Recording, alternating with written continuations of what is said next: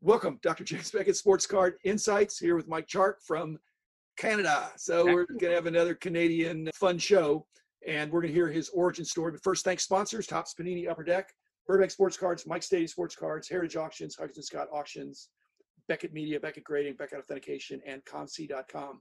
I think all of the sponsors love Canadian customers. So welcome to the show, and look forward to reconnecting with you. We had a brief connection many years ago that you will share that story. But again, welcome to the show and tell us your hobby origin story. Mike Chark. First of all, I want to say, and I know others have said this, but I'm really thrilled to be doing this with you. I am an avid listener of the podcast.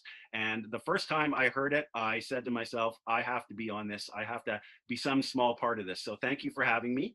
I can crystallize my first real hobby experience. And believe it or not, I was 4 years old. I was born in 1966. And my father had a friend who owned a drugstore.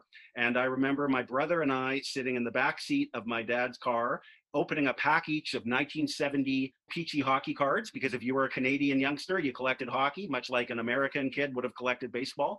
I know that was the year, because years later, when I got back into this, that those 1970 cards opened up a window in my brain. It was an instant connection. So at 4 years old, I like to think I started this. Throughout the school years, again, this is in the mid 70s when there was a hobby, but I wasn't aware of it. I always remember when kids would play, there's different names for it, but when you throw your cards against the wall, topsies or flipsies, I never understood why people wanted to destroy their cards, and I'd never let anybody touch mine or handle mine. So I kept them pristine for the time.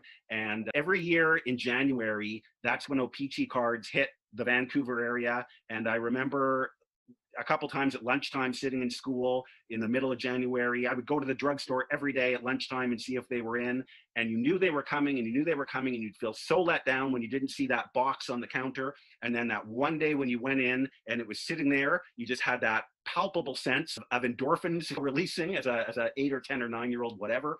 And then another sort of life-changing moment for me, really, without making it sound too dramatic, is in 1980, my father went on a trip to Nanaimo, BC, which involves taking a ferry, okay? And I went with my dad because I wanted to spend time with him. He was a very hardworking guy, and I would do anything to just be in his presence. And I remember him asking to buy me a hockey news magazine, similar to the Sporting News, at the gift shop. And I remember sitting there, leafing through the magazine, and I came upon a full-page ad for a company called Cardophilium. Now, you may recognize the owner's name because you've touched on him in a few episodes, Andrew Paiwawerchuk. Yep. And he had in the corner of the ad a book. He'd written a book, a hockey card checklist and price guide. Dr. Beckett, I could not believe there was a book about hockey cards. I stared at that ad the whole trip to Nanaimo. During the trip on the way home, it was $3.95, which was a lot of money to a kid in 1980, believe it or not. I sent away for that book, and I called my mom from school every day to ask if it had arrived in the mail. It probably took a month to come, and it seemed like a year.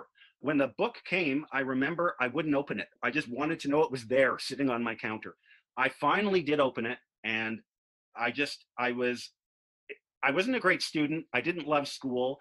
But I memorized that book. I read that thing cover to cover, and I still have it in my library, that original book that I ordered, and I have a lot of books about the hobby.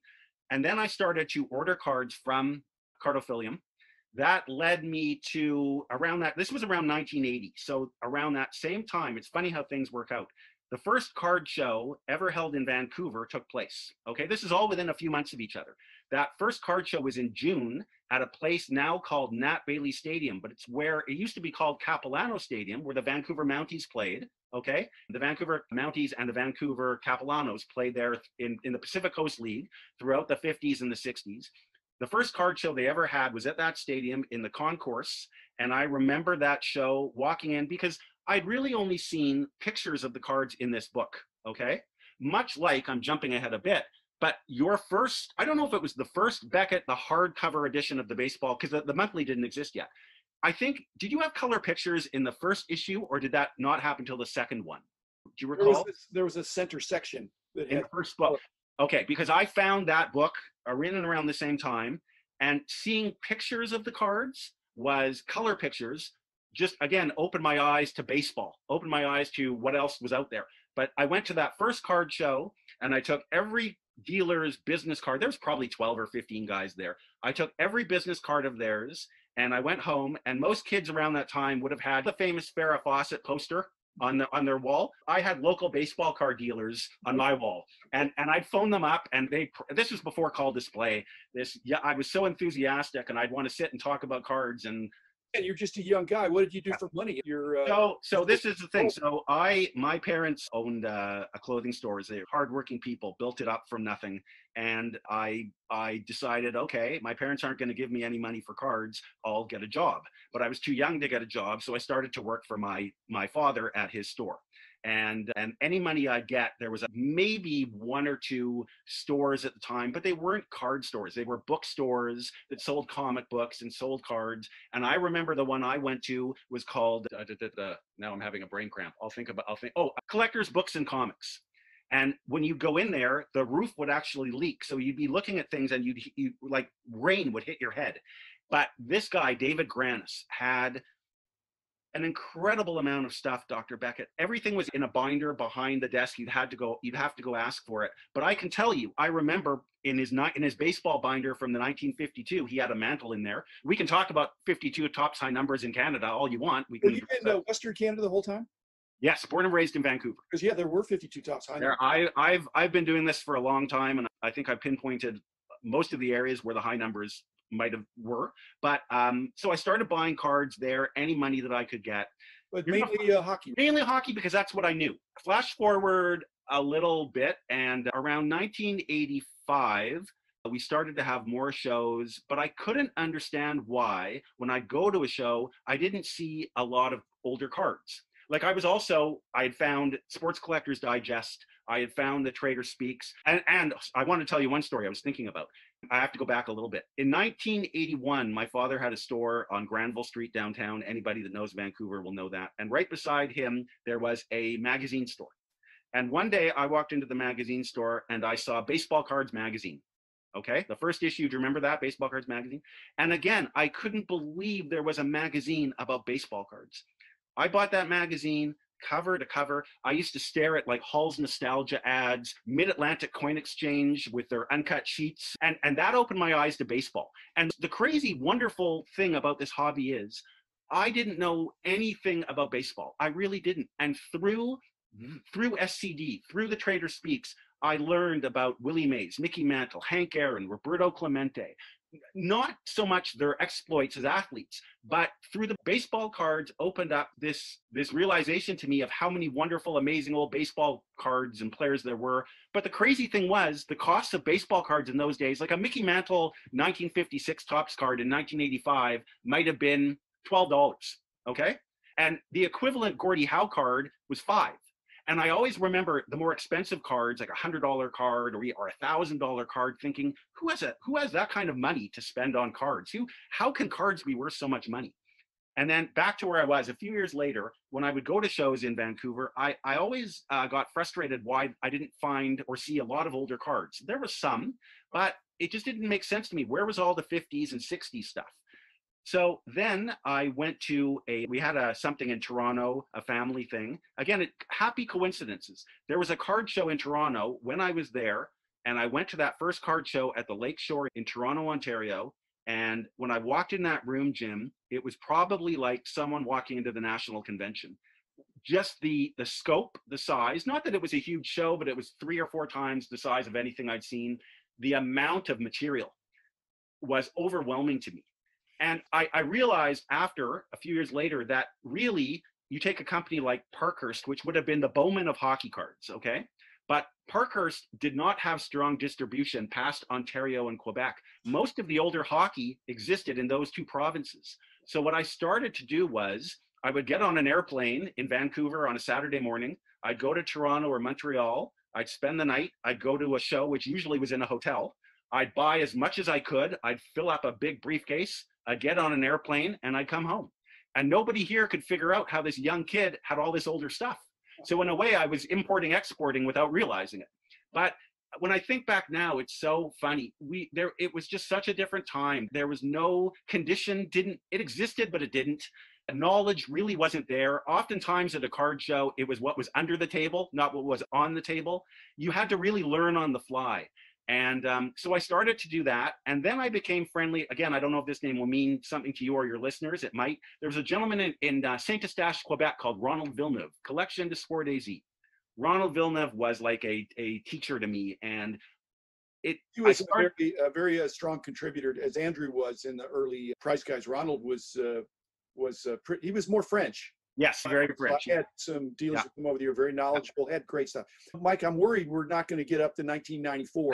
Do you want me to really speed we're up? We're running out of time. I know. I'm sorry. 15 minutes, but yeah, tell us about 1994 because I got a kick out of that, and I think. Okay, so so I had been doing this since I was a young kid, and the hobby started to get really crazy in the 90s with the boom years, the early boom years. And I didn't really see a place for me anymore. I was overwhelmed with things.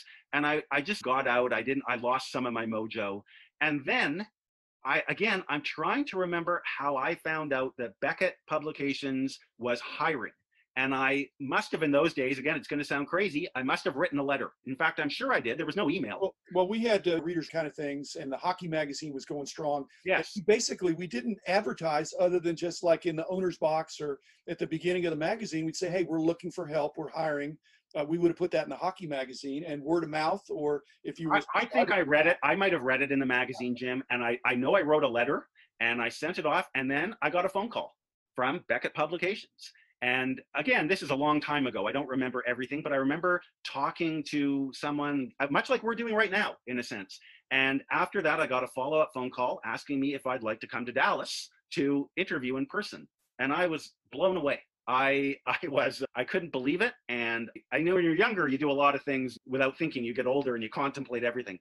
I was on an airplane to Dallas, and I remember Al Muir, who is like a fixture, still is, at Beckett, picking me up at my hotel the next morning. I was probably very nervous. We drove to Beckett Publications. I was shown the whole infrastructure. I remember being amazed at the room, Dr. Beckett, where the magazines were getting ready to go. There was forklifts and just floor-to-ceiling publications, this huge area. And I remember realizing the scope, the reach of the magazine, and not really being aware of that before. When you see it at your local hobby shop or a show, you don't think about the steps to how it gets to where it's going. And at the end of the interview, I remember I was told I was going to talk to you. I remember walking into your office. I remember you were on the phone. I think your phone rang a lot. I think it kept ringing, and you were very nice. We had a good talk. I think probably much like we're doing now. I'm not really sure, to be honest with you, where I would have fit in at the magazine. Like my idea, and I know I presented this, was, remember the article Larry King wrote in the USA Today, where it was just these random thoughts, just random thoughts on the state of the world. I wanted to do that on the state of the hobby. And I remember one of the Beckett guys asking me if I'd done any charts or things with numbers. I wouldn't have been good at that, but I knew enough guys, and I'd been going to shows and buying and selling the stuff my whole life, that I thought I had. I remember reading the magazine and thinking, I don't know, I think that card should be more, or that card should be less, or this card's very hard to find and maybe people aren't aware of this. I thought I could use my knowledge to my man on the street kind of thing. And I'd phone some guys up like Ronald Villeneuve, who I was very close to, who was buying and selling this stuff every day. And I know you touched on it, where the challenge of the Beckett magazine was accurate pricing. And I wanted to give the real accurate market report of what was going on, but I don't think the magazine needed me or needed that at the time. But I will say, in everything that I've done in this business, that is one of the highlights of it, was that interview and meeting you and touring the facility and at least having an opportunity.